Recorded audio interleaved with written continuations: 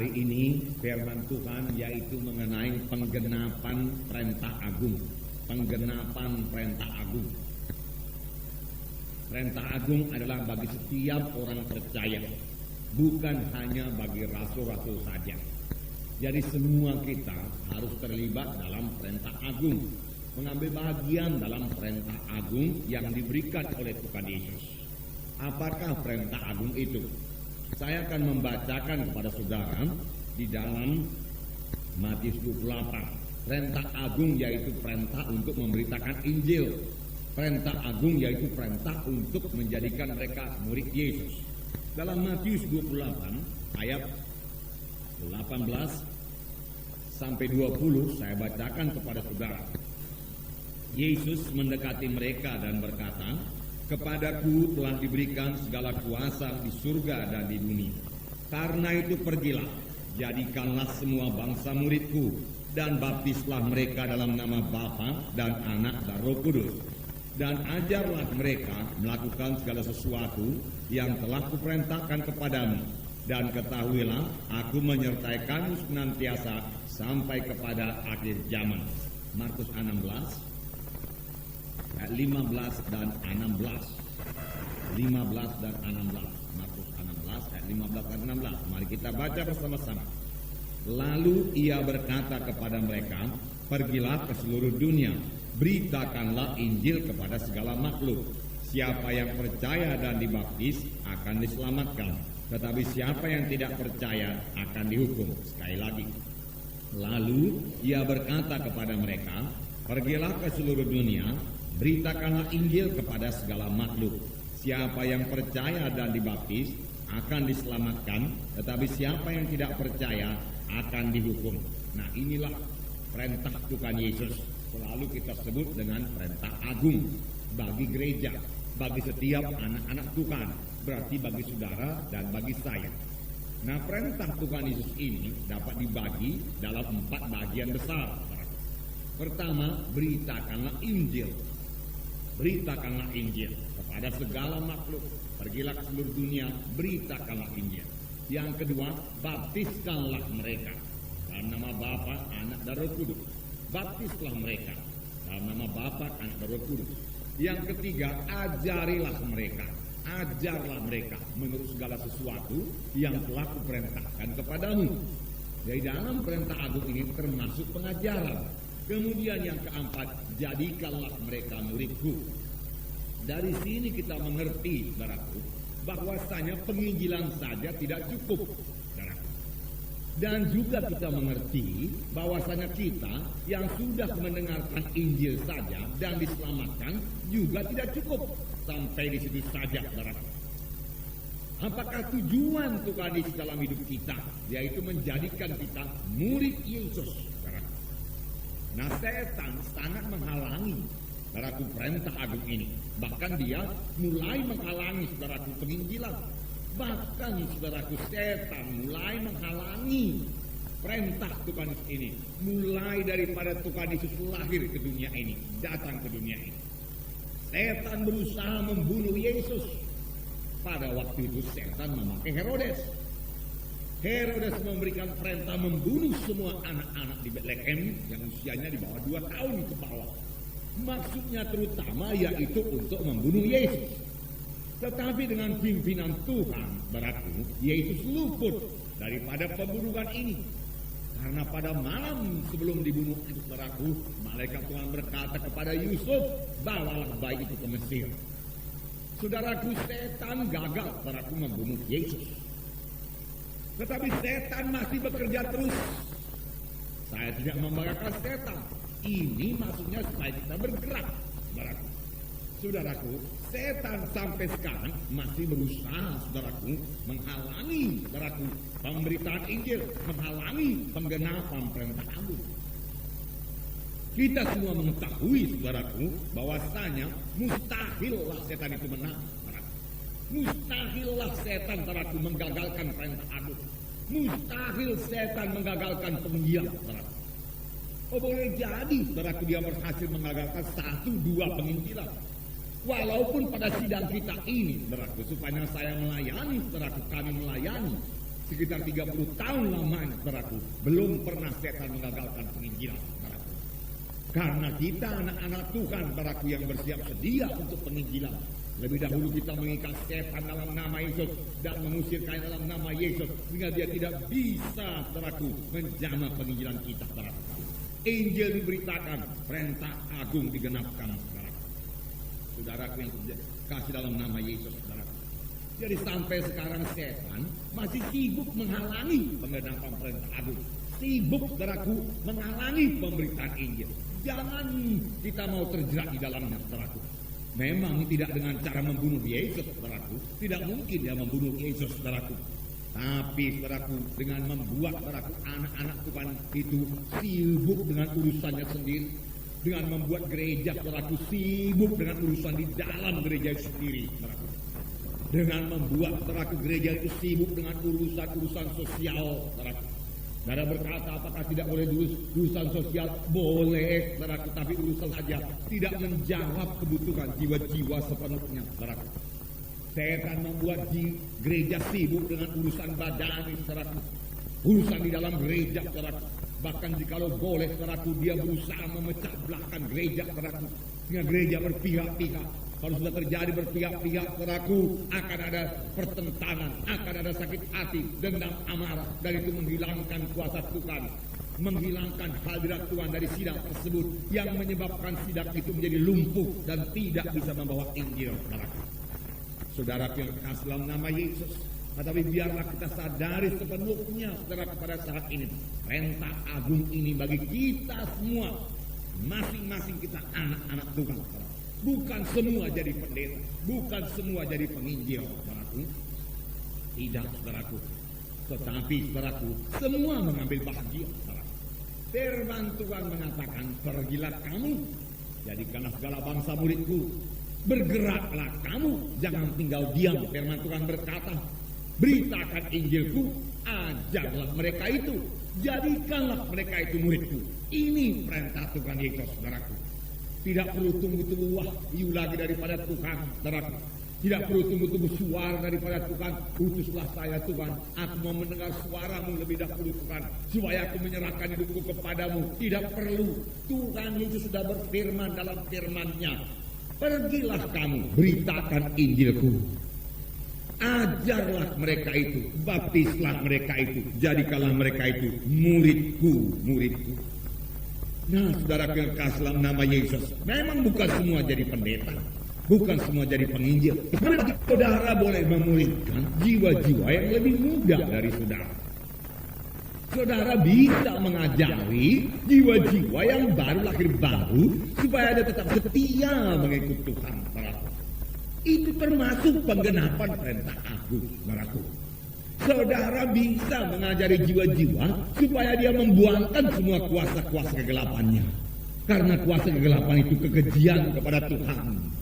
Saudara bisa memberikan firman Tuhan mengenai ayat-ayat kesembuhan supaya jiwa-jiwa itu mengerti bahwasanya Tuhan suka dia sehat, Tuhan suka dia kuat, Tuhan mau menyembuhkan dia. Dengan demikian dia tahu pasti bahwasanya Tuhan mau menyembuhkan dia dan dia bisa berseru kepada Tuhan dengan iman, saudaraku. Karena sebelum kita mengetahui dengan pasti apa itu kehendak Tuhan, kita belum bisa berdoa dengan iman, saudaraku. Tetapi setelah kita mengetahui kehendak Tuhan dengan pasti, kita bisa minta dengan pasti dan percaya jawabannya juga pasti kita terima, saudaraku. Nah, di dalam sidang kita ini, puji Tuhan, itu sudah dijalankan, saudaraku.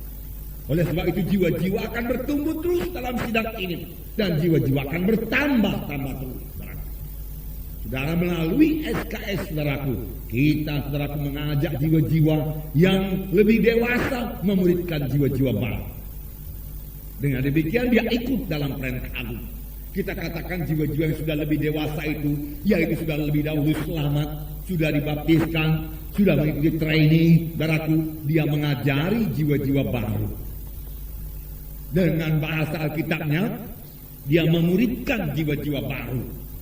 Dia bersekutu dengan jiwa-jiwa baru itu, saudaraku. Dia mengasihi jiwa-jiwa baru itu. Dia menolong jiwa-jiwa baru dalam pengertiannya, saudaraku. Sehingga jiwa-jiwa baru ini nanti bertumbuh menjadi jiwa-jiwa yang stabil seperti dia, saudaraku. Tetapi di atas jiwa-jiwa yang stabil ini masih ada jiwa-jiwa yang lebih tua rohaninya, lebih dewasa rohaninya. Dia sudah bertumbuh. Kita katakan itu jiwa-jiwa dewasa. Lalu jiwa-jiwa dewasa ini memuridkan lagi jiwa-jiwa yang stabil ini. Jiwa-jiwa stabil tadi memuridkan jiwa-jiwa baru. Sehingga menjadi jiwa stabil menjadi jiwa dewasa. Jiwa dewasa ini saudaraku menjadi murid Yesus. Saudaraku, menjadi pemimpin SKS, menjadi pelayan-pelayan Tuhan. Bahkan dari antara mereka akan ada diberi Tuhan, menjadi pendeta, menjadi penginjil, saudaraku, guru, saudaraku, bahkan nabi, bahkan rasul, saudaraku, yang sampai sekarang harus ada dalam sidang Tuhan ini, saudaraku.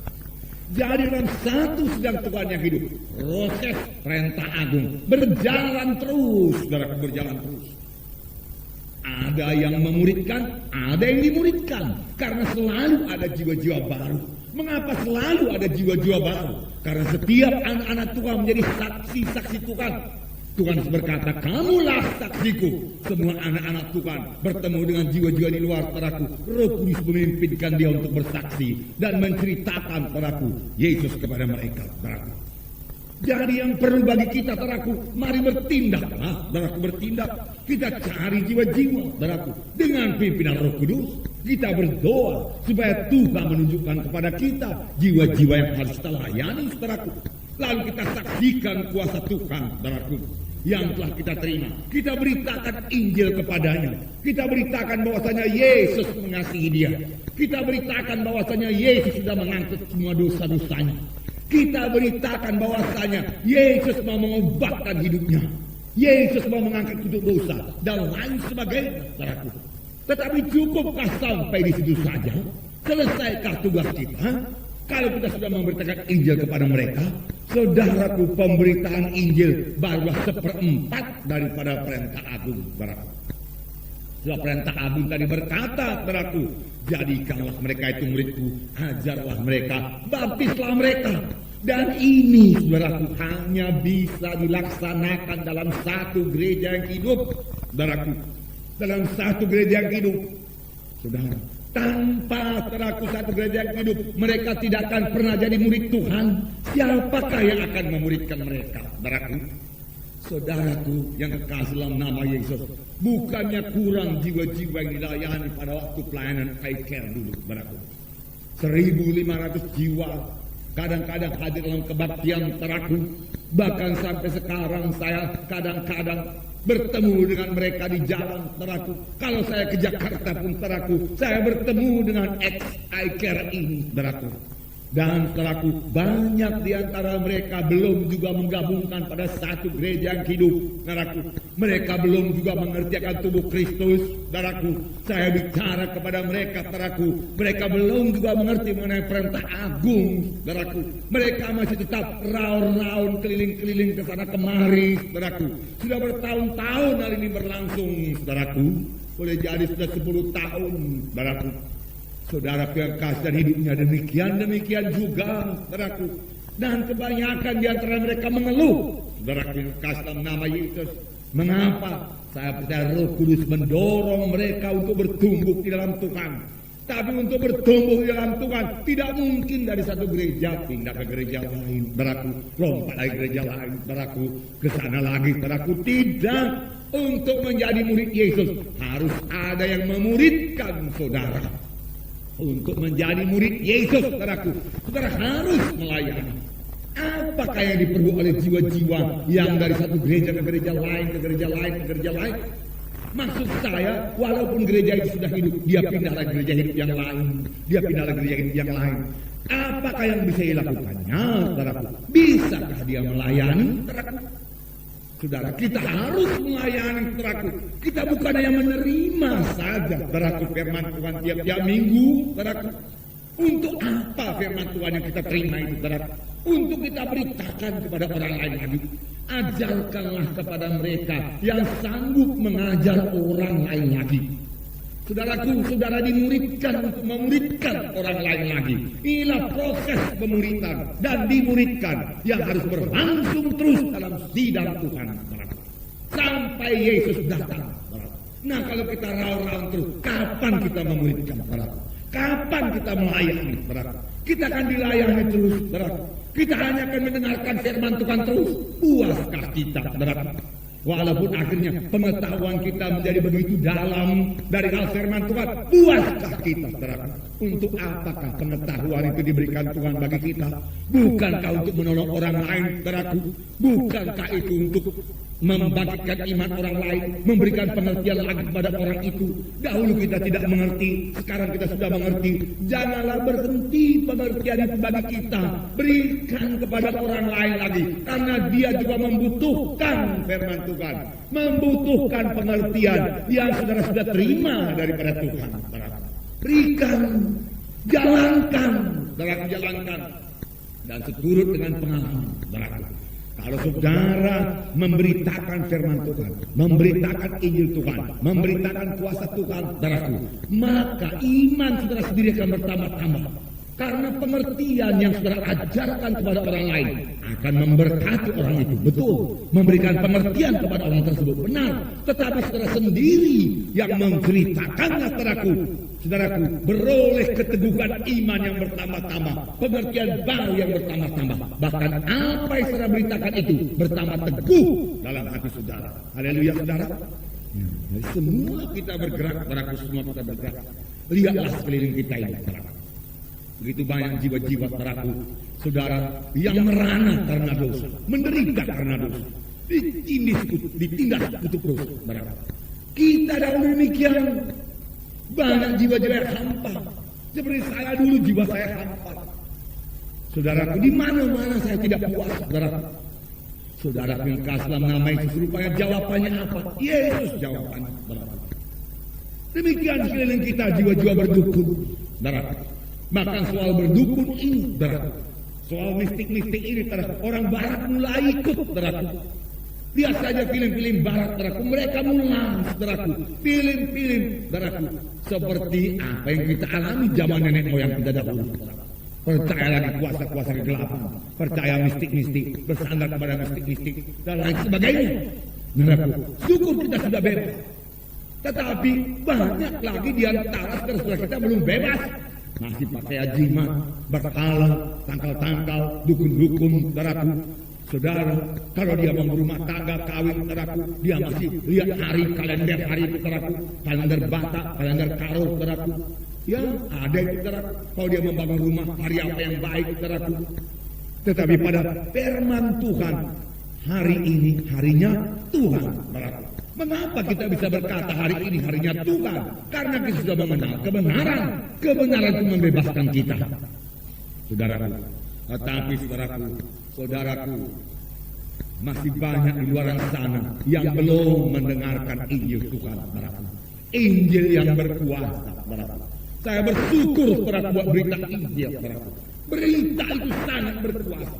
Berita itu sangat mahal, saudaraku, karena dibayar oleh darah Yesus sendiri, saudaraku. Jangan pendam berita Injil itu, saudaraku. Paulus berkata, wahai bagi kalau aku diam, kalau aku tidak melayani. Wahai bagi kalau Injil pendam dalam hatiku. Oh, tulang-tulangku bisa meledak, dia katakan. Kalau Injil itu tidak diberitakan. Karena Injil itu satu kuasa Allah. Saudara, kalau kita penuh dengan berita Injil, kita penuh dengan kuasa Allah. Saudara, Roma 1:16 berkata. Roma pasal 1:16. Sebab aku mempunyai keyakinan yang kokoh dalam Injil. Karena Injil adalah kekuatan Allah yang menyelamatkan setiap orang yang percaya. Pertama-tama orang Yahudi, tetapi juga orang Yunani. Paulus mengakui. Paulus berkata, aku mempunyai keyakinan yang kokoh dalam Injil. Karena Injil adalah kekuatan Allah. Dengan kata lain, supaya kita bisa mengerti, Injil adalah kuasa Allah. Jadi kalau saudara mau orang itu mengalami kuasa Allah, supaya dia bebas dari penyakitnya, bebas, saudaraku, daripada ikatan-ikatannya, beritakanlah Injil. Mengapa, saudaraku? Karena Injil adalah kekuatan Allah. Kekuatan Allah yang menyelamatkan. Dalam keselamatan itu termasuk kesembuhan yang menyelamatkan. Setiap orang yang percaya harus percaya mereka lebih dahulu, saudaraku. Saya percaya inilah jawaban, saudaraku, bagi persoalan dunia ini, saudara, inilah jawaban. Saudaraku, saudara, sekali seorang hamba Tuhan, saudaraku, mempersiapkan firman Tuhan untuk kebaktian minggu ini hari Sabtu, dia sibuk membuka-buka Alkitab, saudaraku. Enggak dapat juga wahyu daripada Tuhan, saudaraku. Dan yang lebih mengganggu dia lagi, saudaraku, anaknya, saudaraku, yang berumur, saudaraku, 5 tahun, saudaraku, 5-6 tahun, saudaraku, mulai mengganggu dia. Minta ini, Pak, minta itu, Pak, saudaraku. Dan dia merasa terganggu, saudaraku. Tiba-tiba dia dapat apa? Saudara, dalam satu majalah, saudaraku, ada gambar dunia. Saudaraku. Jadi, saudaraku, dia panggil anaknya. Anakku, aku mau kasih kau pekerjaan, dia katakan. Aku mau tahu kau pandai apa tidak. Lalu dia koyakkan para gambar dunia itu, lembaran gambar dunia, saudaraku. Lalu dia robek-robek, dia robek-robek. Lalu dia katakan kepada anaknya ini, nah, kau susun balik anakku, dia katakan, sehingga jadi peta dunia lagi. Oh, saudaraku, pendeta ini berpikir, bebaslah aku 2 jam ini. Macam mana beruet kali dia itu mengurus peta dunia ini. Tadi mana Sumatera, tadi mana Malaysia, tadi mana negeri Belanda dan lain sebagainya. Terus dia robek-robek, saudara. Tiba-tiba dalam tempo 10 menit anaknya datang. Ini dia Pak, dia katakan. Dan bapaknya melihat, oh bagus sekali. Tidak ada yang salah dunianya ini. Letaknya semua betul. Di sini Asia, di sini Amerika, di sini Eropa, di sini Afrika, lengkap. Di sini Cina, Moskow, wah, lengkap semua. Dengan Alaskanya semua lengkap. Dan dia bertanya kepada anaknya, kau masih 6 tahun, dari mana kau tahu menyusun peta dunia ini? Anaknya berkata, gampang aja Pak, dia katakan. Di balik gambar yang Bapak berikan itu ada gambar orang. Gambar manusia. Jadi aku pikir kalau aku susun gambar manusia itu, maka dunianya pun tersusun, dia katakan.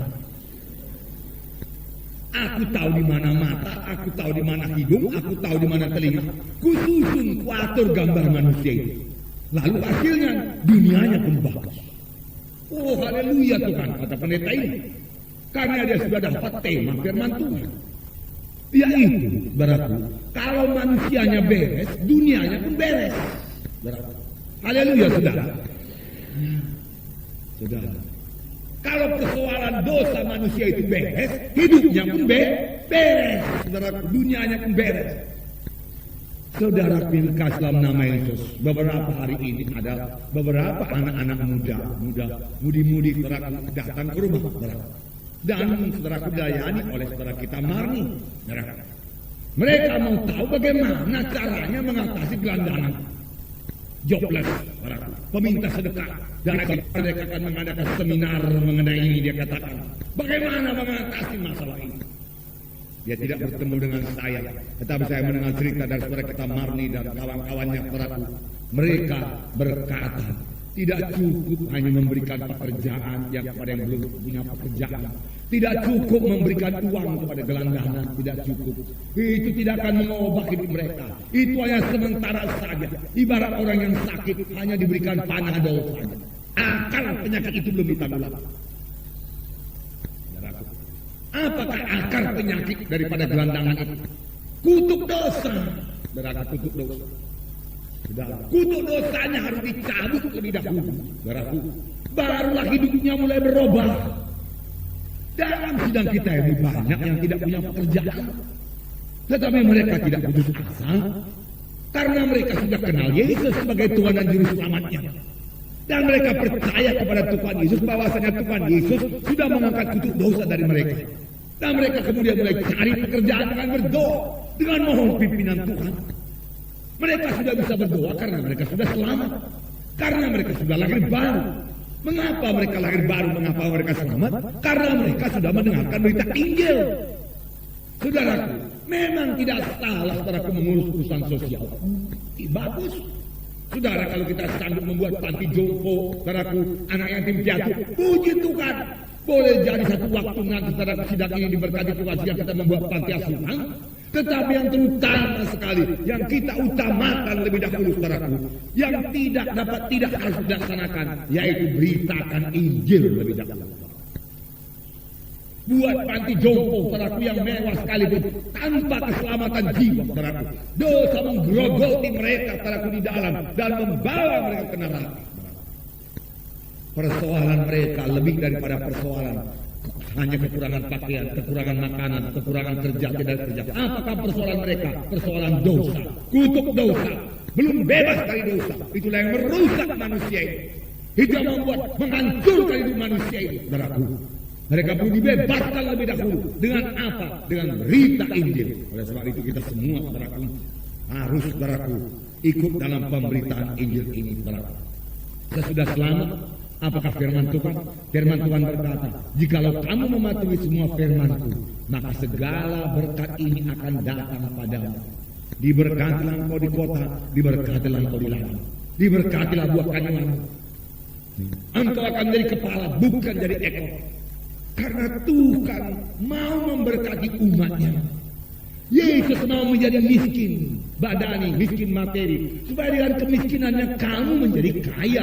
Firman Tuhan berkata, Yesus datang untuk mengobatkan nasib kita yang telah dirusak oleh setan melalui dosa.